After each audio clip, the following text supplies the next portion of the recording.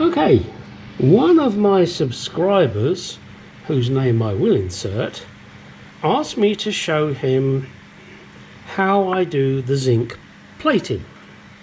So we've got two pieces here I need to zinc coat plate. One of them is brass and one of them is, I would guess it's steel underneath that. It's got some kind of coating on it. First thing you got to do is clean these up and make them as adherable as possible. So let's do that.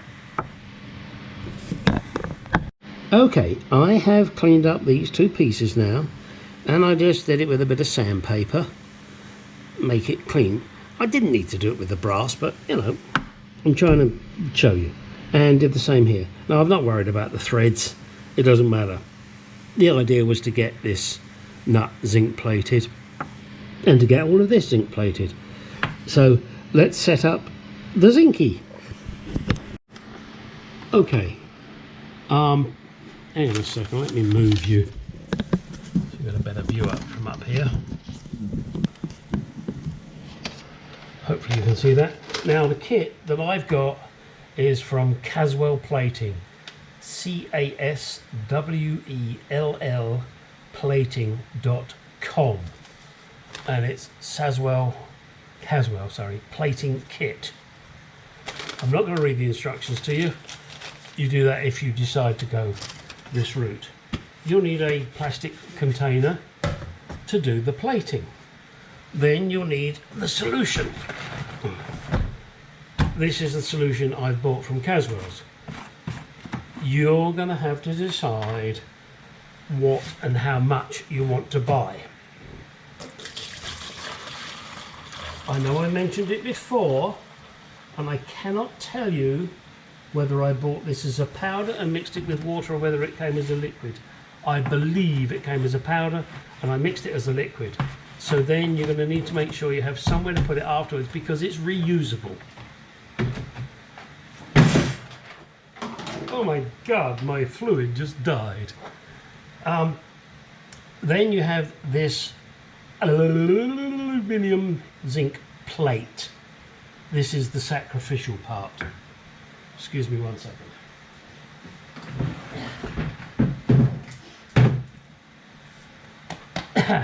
Now, what else will you need? Well, obviously the parts you're going to do, which are here. I have two parts, and you will need some copper wire. I've just got a shitload of copper wire. Don't ask me why, but I do. And then you will need to place your pieces on there. Don't let them touch. So, you know, put it on the bottom there, put another bend in it, put the next piece on, put a bend in it, and then put a steep bend. I mean, you figure it out. You're not stupid, are you? If you are, you shouldn't be doing this.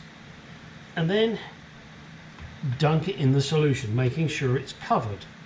Now, I like to try and get it close to this sacrificial piece, but not touching.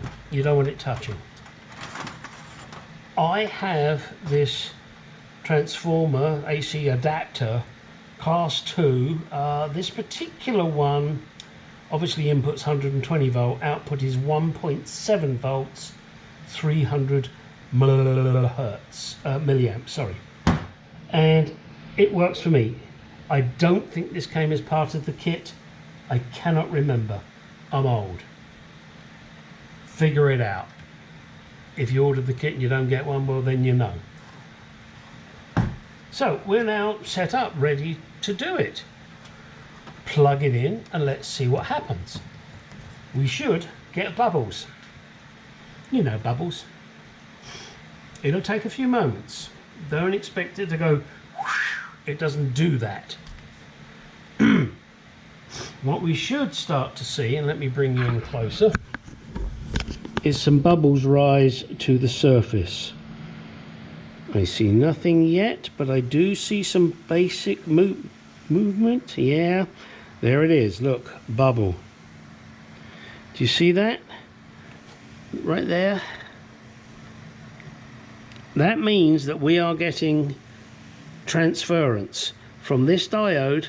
I'm calling it a diode, that's probably the wrong word. That sacrificial piece of shit to this. So now we're going to leave this to run for approximately 20 minutes and then we'll come back. Okay, I guess it's the moment of truth, and you're going to see this the same as me. Let me unplug the power, disconnect. So as I said, that's been about 20 minutes. And there they are, zinc plated. Not super shiny. I believe if you really want it super shiny you can polish these. Let me rinse these a second.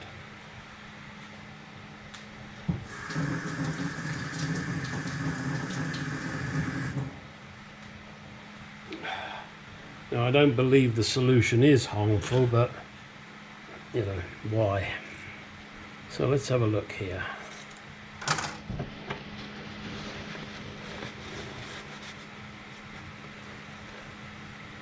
Okay, now this is on top of brass. I think that's come out pretty well.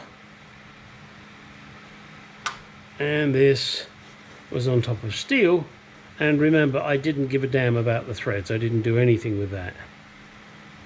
Now, if you want a more, I say, uniform finish, then you would have to be more careful with the preparation. I just sanded this and said, yeah, that'll do. So if you wanted it, you know, perfectly flat, then you're going to have to sand and sand and sand until it's nice and flat. And then when you put on the zinc plating, it will be a lot better. There you go. Hope that helps the person that needs that. Oh, look at that, they fit together. Well, not really. The thread just bound. So there you go. Not bad for what it cost me. And if you're restoring a car, you will want to zinc plate a lot more shit than you imagine. And why? Well, because you can. It's as simple as that.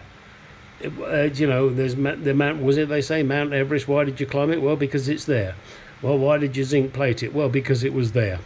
And you will find more shit than you really know. Hopefully that's help. Now get out in the garage, go do some shit.